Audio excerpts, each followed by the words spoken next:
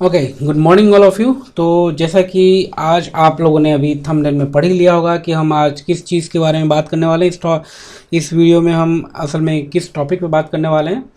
तो जैसे मैंने आपको बताया था, हमारा कैंसर सीरीज़ भी हमने शुरू कर दिया है। तो कैंसर में मैंने कैंसर ओवरव्यू थोड़ा सा दिया था, फर्स्ट वीडियो अगर आप प्लेलिस्ट का देखेंगे तो जहाँ पे मैंने कैंसर का एक जनरल ओवरव्यू मैंने दिया था, उसमें डिटेल इन डेप्थ हमने बात नहीं की थी।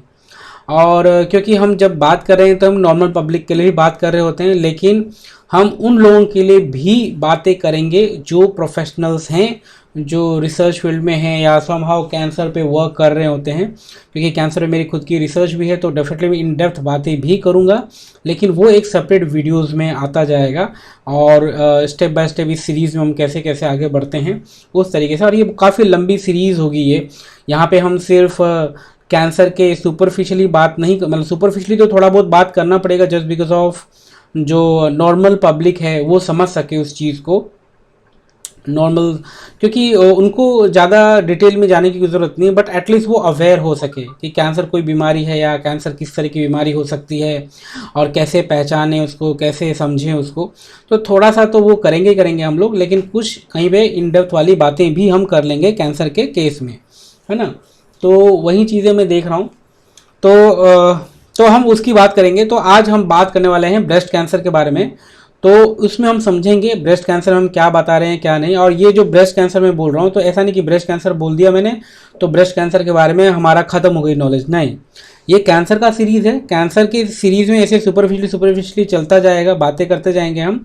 फिर बाद में जो different different kind of cancers हैं, जैसे ब्रेस्ट कैंसर है, लंग कैंसर है, ब्रेन कैंसर है, लीवर कैंसर, जो भी जितने भी तरह के कैंसर्स होते हैं उन सभी की कैंसर की भी अलग से सीरीज़ शुरू हो जाएगी, जिसमें होल एंड सोल सिर्फ ब्रेस्ट कैंसर को इन डिटेल इन डेप्थ भी थोड़ा बहुत बोला जाएगा। मतलब नॉर्मल कन्वर्सेशन के साथ साथ थोड़ा सा इन डिटेल भी बात की जाएगी, जो कि नॉर्मल पब्लिक चाहें तो देखें, नहीं तो जो प्रोफेशनल्स लोग हैं जो कहीं ना कहीं एसोसिएट हैं उस तरह की चीज़ों से, उनके लिए डेफिनेटली वो वैल्यूएबल इन्फॉर्मेशन होगी।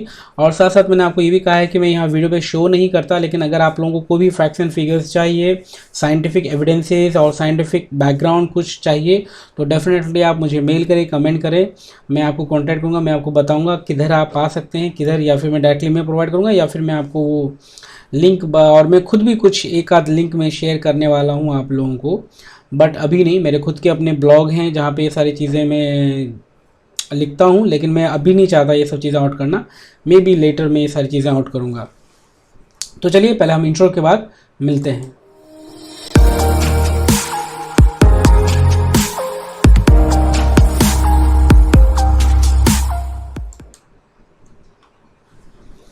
ठीक है, तो हम लोग शुरू करते हैं ब्रेस्ट कैंसर के बारे में। देखो, अब यूँ समझिए कि ब्रेस्ट कैंसर क्या है। देखिए, नॉर्मल अगर कैंसर में देखेंगे कौन से कैंसर सबसे ज़्यादा world wide number rank wise, मतलब रैंक, और कौन सी रैंक अबंडेंट होने की, मतलब कितनी ज़्यादा वो उस तरह के कैंसर एग्जिस्ट करता है वर्ल्ड में, तो ब्रेस्ट कैंसर नंबर 1 पर है। ठीक है, और सेकेंड नंबर पर हमारा सर्वाइकल कैंसर है, एंड देन फर्दर दूसरे कैंसर्स हैं, लेकिन ब्रेस्ट कैंसर सबसे नंबर 1 पर है। और इंडिया के अंदर अगर रैंकिंग आप देखोगे तो ब्रेस्ट कैंसर की रैंकिंग सेकंड रैंक पर आती है, सर्वाइकल कैंसर सबसे फर्स्ट पर आता है। तो ये थोड़ी सा डेटा था, लेकिन अब हम ब्रेस्ट कैंसर को समझेंगे और एक सुपरफिशियल वे में समझेंगे, लेकिन ब्रेस्ट कैंसर की भी अलग से फर्दर सीरीज़ हो जाएगी। जो कैंसर की सीरीज़ थोड़ी सी बढ़ जाएगी, उसके बाद सेपरेट वे में हम शुरू करेंगे हर ऑर्गन का। तो ब्रेस्ट कैंसर की एक सेपरेट सीरीज़ भी होगी, क्योंकि मेरी मेन रिसर्च ही ब्रेस्ट कैंसर में मेरी मेन रिसर्च है। तो डेफिनेटली मैं एटलीस्ट किसी की सीरीज़ बनाऊँ नहीं बनाऊँ, ब्रेस्ट कैंसर पे मैं तो सीरीज़ डेफिनेटली बनाऊँगा। तो वो हम देखेंगे और पैनक्रियाटिक कैंसर्स पे भी बनाऊँगा, क्योंकि उस पर भी मैंने वर्क कर रखा है, तो वो भी हम देखेंगे। तो उसकी सीरीज़ सेपरेट होगी, लेकिन वो कैंसर की थोड़ी बहुत कुछ आ जाएंगे 10-12 वीडियोस कुछ, उसके बाद हम सोचेंगे उसके बारे में इन डिटेल, क्योंकि वो नॉर्मल पब्लिक को ज़्यादा इंटरेस्ट में नहीं होगा, वो प्रोफेशनल्स के लिए होंगे, तो वो बाद में देखेंगे हम। तो अभी हम ब्रेस्ट कैंसर की बात करने वाले। तो ब्रेस्ट कैंसर का डेटा आपने समझ ही लिया।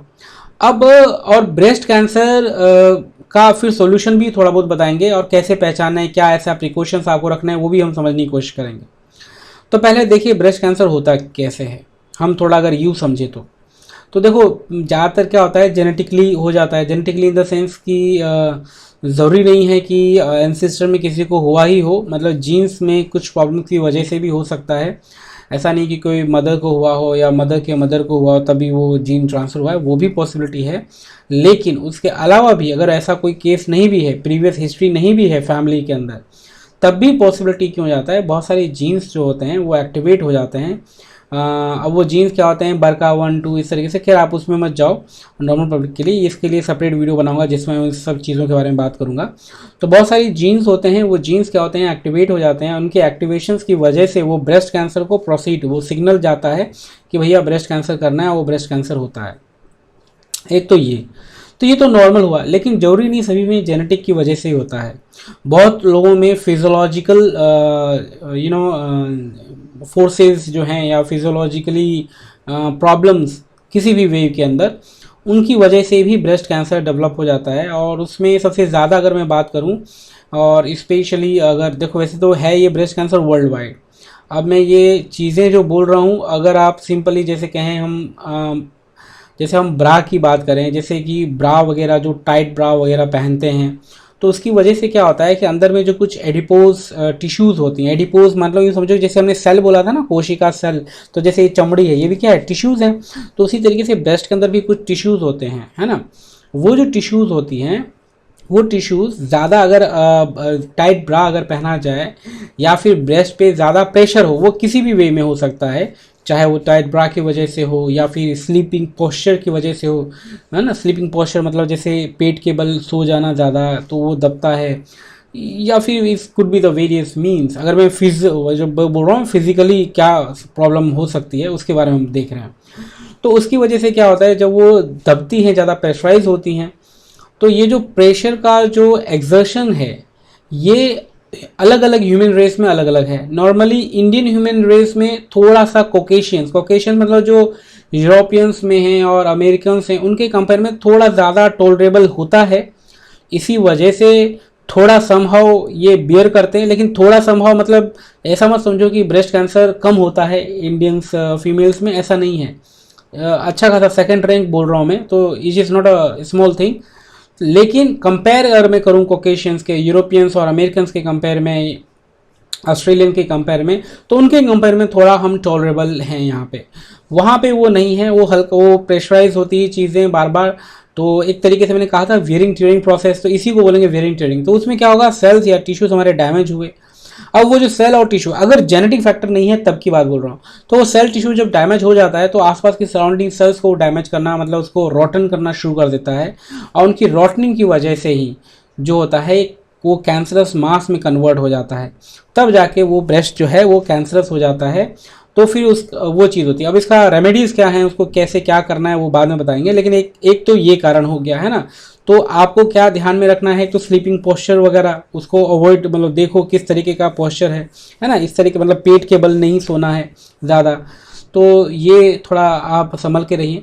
और दूसरा क्या चीज़ है इसके अंदर, ब्रा देखो, डेफिनेटली बाहर वर्किंग वुमेन्स हैं, ये हैं वो हैं, मतलब मैं नहीं जानता, ऐसा नहीं है कि बहुत सारे वर्किंग वुमेन्स भी हैं, लेकिन बहुत सारे हैं। तो डिफरेंट काइंड ऑफ क्लॉथिंग भी आजकल अवेलेबल है, जहाँ पे ब्रा पहनने की उतनी ज़रूरत नहीं भी होती है। हाँ, लेकिन मान लो कहीं ज़रूरत है भी, तो जो आपका जो कुछ 24 आवर्स का पीरियड, जो 1 डे साइकिल, 1 डे टोटल जो है, उसमें एक सफिशिएंट टाइमिंग आप निकाल सकते हो जहाँ पे आपको ब्रा पहनने की ज़रूरत ना पड़े, अवॉइड कर सकते हैं। जैसे मेल्स के लिए भी मैं कुछ बोलता हूँ, जब हम प्रोस्टेट कैंसर की बात करेंगे या टेस्टिकुलर कैंसर की बात करेंगे तब मैं बताऊँगा मेल्स के लिए भी चीज़ें। तो यहाँ पर क्या करना है हमें कि उस चीज़ों को अगर जितना भी टाइम पीरियड ले सकें, 5 hours 6 8 hours what ever possible है, तो उस चीज़ को अवॉइड करना है, मतलब फ्री ब्रेस्ट रखना है। तो उससे हम थोड़ा सा अवॉइड कर सकते हैं। अगर जेनेटिक चीज़ है तो आप ब्रा पहनो ना पहनो डजेंट मैटर, जेनेटिक है तो जेनेटिकली वो होगा ही होगा, उसका कुछ नहीं कर सकते। तो ये कुछ कारण होते हैं। तीसरा क्या कारण हो जाता है, तीसरे कारण कुछ केमिकल्स हो सकते हैं, कुछ ड्रग्स हो जाते हैं, कुछ ड्रग्स और कुछ केमिकल्स। तो ये आपको समझना है कि कौन सा कार्सिनोजन है नहीं है, लेकिन वो जरूरी नहीं है वो ब्रेस्ट को ही करेगा। मतलब ये डिफाइन करना है कि पर्टिकुलर ब्रेस्ट के लिए ये तो बहुत मुश्किल हो जाएगा, लेकिन हाँ बहुत सी कार्सिनोजन है। अब उसके अंदर ब्रेस्ट क्या होता है, ससेप्टिबल सेंसिटिव हो जाता है उन सब म्यूटाजेंस के लिए। ब्रेस्ट जो है बहुत ज़्यादा सेंसिटिव हो जाता है, क्योंकि सुपरफिशियली है ना, टोपोलॉजिकली कोई भी चीज़ उस पर अफेक्ट कर सकती है। तो उन सब चीज़ों बचो, कोई डिफरेंट काइंड ऑफ कोई केमिकल्स हैं या फिर कोई लेज़र ट्रीट करवाते हैं, जैसे कि हेयर हो जाता है जहाँ पे माइनर है, जो ज़्यादातर स्पेशली कॉस्मेटिक ट्रीटमेंट जो लोग लेते हैं तो वो लोग लेज़र ट्रीटमेंट करवाते हैं। इवन वो ब्रेस्ट वगैरह पे भी अगर हल्के से कहीं कुछ बाल बॉडी हेयर्स अगर होते हैं जिन फीमेल्स के, तो वो कराते हैं। तो उससे भी क्या होता है, समहाउ पॉसिबिलिटी होती है ब्रेस्ट कैंसर को प्रोलिफरेट या उसको इग्नाइट करने के लिए। तो ये सब चीज़ें जितनी हो सके कम यूज़ करें, स्पेशली ब्रेस्ट वाले एरियाज़ के अंदर, है ना। जो भी मिनिमलिस्टिक और नॉन डैमेजिंग जो चीज़ पॉसिबल है वो करना चाहिए, rather than all those stuff which somehow harming your breast. तो ये कुछ चीज़ें जो हैं हम लोग उसको अवॉइड कर सकते हैं, तो ये ब्रेस्ट कैंसर की पॉसिबिलिटीज़ को हम कम कर सकते हैं। तो ये कुछ चीज़ें हैं। अब ये तो समझ में आता है, चलो ये समझ में आया कि ब्रेस्ट कैंसर होता कैसे। अब ब्रेस्ट कैंसर तो हो गया है और हम कैसे डायग्नोज करें डे बाय डे, क्योंकि डॉक्टर के पास हम कब जाते हैं, जब हो जाता है। लेकिन हम सेल्फ मेजरमेंट या सेल्फ क्या बोलते हैं, एक्सपेरिमेंट हम कर सकते हैं कि ये समय पता चले कि मेजरमेंट की या ये पॉसिबल है, ये ब्रेस्ट कैंसर है कि नहीं है, ये आप कर सकते हो। मतलब ये 100% नहीं आपको कंफर्म कर देगा या this is a breast cancer, वो हो सकता है कुछ और भी चीज़ हो। तो वो मॉनिटर कैसे करना है वो भी देखना है। देखिए सिंपली अपना हाथ लीजिए, हाथ लेकर के ब्रेस्ट के चारों तरफ, मतलब कि आप 360 एंगल से आप घुमा के देखिए थोड़ा सा। अगर आपको कहीं भी पेन होता है, पेन कैसा पेन, जैसे कोई सुई चुभती है या कभी इंजेक्शन, कोई केमिकल, कुछ केमिकल बोल रहा हूँ, कोई मेडिसिन या लिक्विड जब डालते हैं इंजेक्शन के थ्रू, तो जब वो चीज़ें अंदर जाती है जो एक तीखी, एकदम एक क्या बोलते हैं, तीखा सा पेन होता है ना, जैसे जैसे सुई चुभो रहे हैं कोई चीज़, वैसा पेन। अगर वैसा कोई पेन होता है तो डेफिनेटली आपको डॉक्टर के पास जाना है। और अगर ये पेन देखो कुछ टेम्प्ररी हो सकता है, कुछ डैमेजिंग, या कभी कैसे सो गए या कभी कुछ लग गई चोट वोट वगैरह, तो कुछ देर के लिए वो हो सकता है। कुछ देर इन द सेंस हो सकता है 1 दिन रहे, 2 दिन रहे, लेकिन ये 1-2 दिन से ज़्यादा टाइम के लिए रह रहा है, देन डेफिनेटली डॉक्टर के पास जाना है, उसका इंस्पेक्शन कराना है। और क्योंकि वो हो सकता है, पॉसिबल हो सकती है कोई ऐसी कोई मेजर प्रॉब्लम हो, कैंसरस कोई प्रॉब्लम हो। तो ये चीज़ देखनी है आपको। एक ये मेजरमेंट है कि आप कर सकते हैं, और ये डेली कर सकते हैं आप, वीकली, मंथली, जैसे भी आपको जब भी थोड़ा सा लगे। दूसरी चीज़ क्या है कि जब भी आपके ब्रेस्ट का कलर चेंज हो जाए, वो रेडनेस हो जाए, काफ़ी ज़्यादा उसमें रेडनेस दिखने लग जाए, है ना, तो आपको समझ जाना है वो रेडनेस ज़्यादा टाइम के लिए बेयर कर रहा है। तो क्यों, क्योंकि जब वहाँ की अंदर की जो कैंसर सेल्स अगर मतलब बनी है या टिश्यू डैमेज हुआ है, तो एक इन्फ्लामेशन शुरू हो जाएगा। और इन्फ्लामेटरी रिस्पॉन्सेज में क्या होंगे, बहुत सारे साइटोकाइंस वगैरह आ जाते हैं, बहुत सारी चीज़ें हो जाती है, तो उसकी वजह से वो रेड हो जाता है। जैसे अगर हम किसी को थप्पड़ मारे, वो उसका चेहरा रेड कैसे हो जाता है, बहुत सारा ब्लड वहाँ पे फ्यूज़ हो जाता है, वो उस प्रेशर को झेलने के लिए, उसको जो चोट लगी उसको रिकवर करने के लिए। तो अगर ब्रेस्ट कैंसर की कहीं भी पॉसिबिलिटी है, अगर कहीं कुछ होगा, तो एक ये भी चीज़ें हो सकती है कि रेडनेस पूरा हो जाए। तो वो रेडनेस अगर ज़्यादा टाइम के लिए अगर है तो समझ जाओ कुछ गड़बड़ है, फिर जाके दिखाना है। इज़ नॉट कि ये सारी चीज़ें कैंसर्स की ही है, लेकिन ये सिग्निफाई करता है कि कैंसर की पॉसिबिलिटी है। तो आपको डरना नहीं है कि ये दिख गया तो मतलब कैंसर है, नहीं, ऐसा नहीं है ज़रूरी। आप जाइए, दिखाइए, फिर आप डिसाइड करिए, क्या डॉक्टर डिसाइड करेगा क्या है क्या नहीं, क्योंकि प्रोसेस होता है बहुत सारा मॉलिक्यूलर, उन सब चीज़ों के बाद कन्फर्मेशन होगा।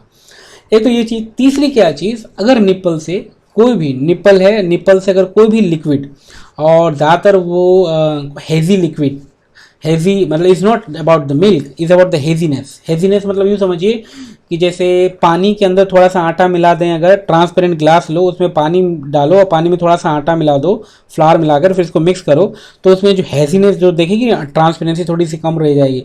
वैसा कुछ हेजीनेस लिक्विड अगर आता है, ऊज आउट होता है बार बार, तो अगेन ये सिम्टम हो सकता है।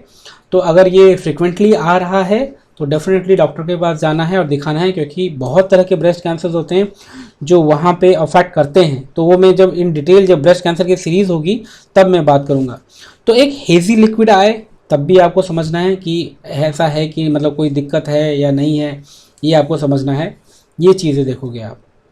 तीसरा क्या चीज़ देखोगे, नॉर्मली जो ब्रेस्ट में होती है, कहीं कहीं कुछ लोगों में, कुछ फीमेल्स में दिखती है, जो नसें वगैरह जो होती हैं तन जाती हैं, मतलब कि जो नर्व्स होंगी उसमें वो एकदम अपीरेंट होगी, काफ़ी ज़्यादा अपीरेंट होगी। बहुत से लोगों में होता भी है, लेकिन अगर ये बहुत ज़्यादा हो, मतलब 1 2 3 4 ऐसे कुछ ज़्यादा ही नर्व्स बहुत ज़्यादा अपेयर हो, बहुत ही डिस्टिंक्ट दिखने लग रही है, तो हो सकता है किसी तरह का वहाँ पे फर्दर कोई डैमेजिंग इफेक्ट हो रहा है या इन्फ्लामेटरी रिस्पॉन्स है, कोई चीज़ हो रही है, आप उसको डाउट कर सकते हो। हालांकि जब ऐसा कुछ होगा तो डेफिनेटली कोई ना कोई पेन होगा, कोई ना कुछ तो होगा, है ना।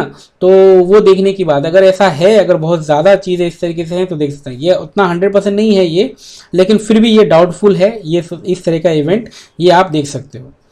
अब नेक्स्ट चीज़ आपको क्या देखनी है, ब्रेस्ट का एक निप्पल की कुछ टेंडरनेस हो, या ब्रेस्ट का कुछ लुक में चेंज हो रहा हो, मतलब कोई ब्रेस्ट जो भी एक पर्टिकुलर शेप में था उसका शेप अचानक से थोड़ा सा डिस्टोर्ट दिख रहा है, आपको डिस्टोर्शन दिख रहा है, तो डेफिनेटली आपको डाउट करना है, डिस्टोर्शन वो दिख रहा है। और डिस्टोर्शन में ज़्यादा पॉसिबिलिटी क्या होगी, जब आप ब्रेस्ट को टच करोगे तो कुछ अंदर से कोई सॉलिड मास, कुछ सॉलिड मास आपको फील होगा, और वो सॉलिड मास आपको पेन भी करेगा। तो अगर आपको वैसा कुछ समझ में नहीं भी आ रहा कि कौन सा सॉलिड मास है क्या नहीं, लेकिन अगर आपको लग रहा है कि ये जो ब्रेस्ट है थोड़ा सा डिफरेंट शेप का हो गया है, शेप का मतलब ये नहीं कि ब्रेस्ट का साइज बढ़ना या घटना, मैं उसकी बात नहीं कर रहा हूँ, मैं बात कर रहा हूँ एक जो नॉर्मल पहले जो भी शेप था उससे थोड़ा सा एक डिफरेंट शेप हो गया है, शेप में चेंज हुआ है वो।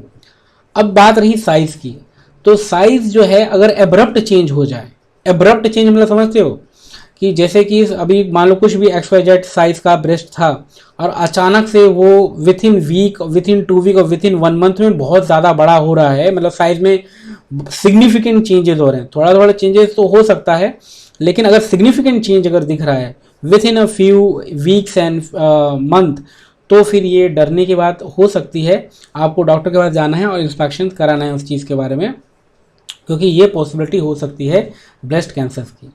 तो इस तरीके से हमने ये समझ लिया है कि भाई ब्रेस्ट कैंसर होता कैसे है और ब्रेस्ट कैंसर को हम सेल्फ डायग्नोस हम कैसे करें।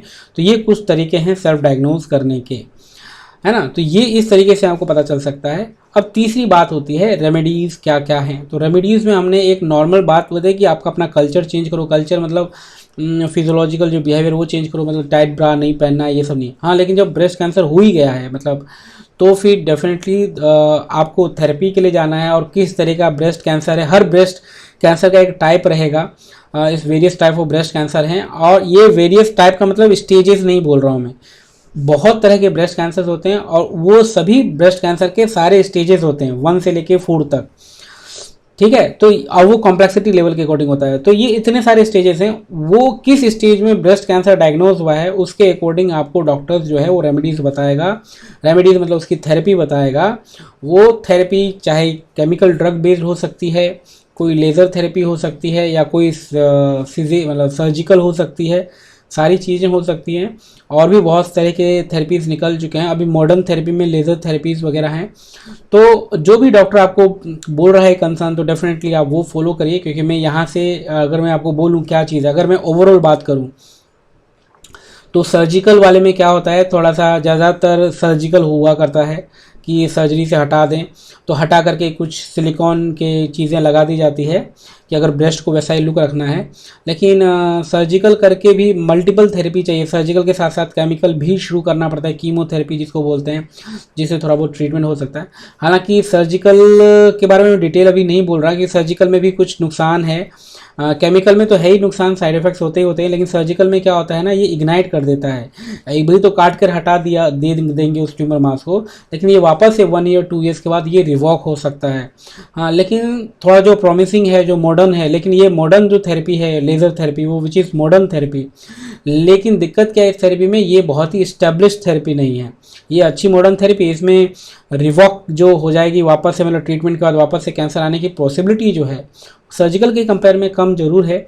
लेकिन ये बहुत ही इस्टेब्लिश चीज़ नहीं है अभी तक, पूरा वर्ल्ड वाइड एक्सेप्टेड नहीं है बहुत ज़्यादा, लेकिन बहुत सारी मॉडर्न जगहों पे ये चीज़ें हो रही हैं।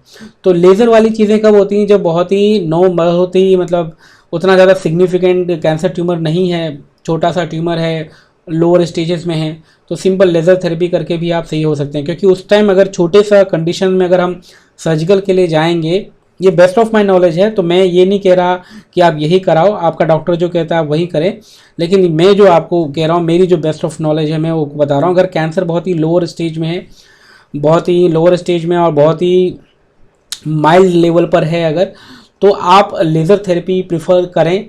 क्योंकि क्या होता है, सर्जिकल के अंदर आप वहाँ पे काट के हटा भी देंगे तो जो नॉर्मल सेल होती है ना वहाँ पे आसपास नॉर्मल सेल टिश्यूज़, उसको भी मौका मिल जाता है कैंसर्स बनने का। तो वो और भयंकर कैंसर में कन्वर्ट होने की पॉसिबिलिटी जो है लेज़र के कंपेयर में उसमें ज़्यादा होती है सर्जिकल में, अगर आपका कैंसर बहुत ही इनिशियल केस, इनिशियल स्टडी मतलब इनिशियल फेज में है तो। लेकिन अगर कैंसर बहुत ही वर्स्ट स्टेजेस में है तो फिर लेज़र उतना नहीं है, फिर तो डेफिनेटली उसको हटाओ और सारी चीज़ें करो। और बाकी बचने का क्या है, अगर ये पॉसिबिलिटी है, कहीं लगता है आपके ब्लड टेस्ट या किसी भी चीज़ों से ये पहले से ही डायग्नोस हो जाता है, जैसे एंजेलिना जॉली हॉलीवुड एक्ट्रेस है उनका हुआ था, कि अगर आपको पहले ही पता चल जाता है कि ये ब्रेस्ट कैंसर होगा मुझे, अगर ये आप समझ जाते हो तो ब्रेस्ट कैंसर होगा तो पहले ही ब्रेस्ट को हटा दो। क्योंकि ब्रेस्ट कैंसर होगा तब मैं देखूंगी अगर ये वाली बातें जो हैं, तब तक वो दूसरी चीज़ों को भी इन्फेक्ट कर सकता है। तो अगर आपका शॉर्ट है, जेनेटिकली ये डिटरमाइन हो चुका है कि भाई ब्रेस्ट कैंसर हो सकता है, तो उसको पहले ही हटा दो, कैंसर होने ही नहीं दो, उससे बॉडी फिर भी समहाउ सुरक्षित रहेगी और कोई रिवोकेशन इन सब चीज़ों का कोई खतरा भी नहीं होगा, डेंजर भी नहीं होगा। तो वो ब्लड टेस्ट से पता चलता है। तो ब्लड टेस्ट आप करवा सकते हैं BRCA1 के लिए।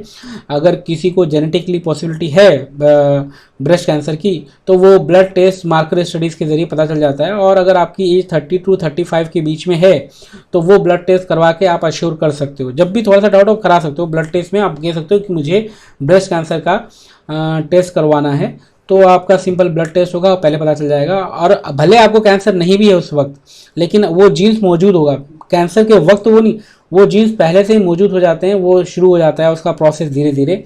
तो अगर मुझे पहले ही पता चल गया कि भाई मुझे ब्रेस्ट कैंसर होगा 4 साल 5 साल 6 साल के बाद, तो मैं पहले ही उसका ट्रीटमेंट क्यों ना ले लूँगा। दैट इज़ अ ट्रीटमेंट की बेटर, सबसे बेस्ट तरीका तो फिर ये कि हटा करके सिलिकॉन लगा लेने का। लेकिन अगर नॉर्मल अगर है, क्योंकि जेनेटिक है तो होके रहेगा, कुछ कर नहीं सकते, मेडिसिन से क्या कर लोगे, कंट्रोल थोड़ा बहुत कर सकते हैं, अदर बाकी कुछ हो नहीं सकता। तो ये एक मेथड है। तो इस तरीके से हम ब्रेस्ट कैंसर को समझते हैं, ब्रेस्ट कैंसर इस तरीके से होती है। हालांकि ब्रेस्ट कैंसर को डिटेल में, हमारी जो ब्रेस्ट कैंसर की जब सीरीज़ होगी उसमें हम डिटेल में बात करेंगे कि कितने तरह के अवेलेबल टेक्निक्स हैं ब्रेस्ट कैंसर को, मतलब कितने तरह के थेरेपीज़ हैं, और डिटेल में और समझेंगे कि ब्रेस्ट कैंसर का मॉलिक्यूलर लेवल पे ब्रेस्ट कैंसर कैसे होता है, क्या होता है, हम इसके बारे में भी हम समझेंगे और जानेंगे।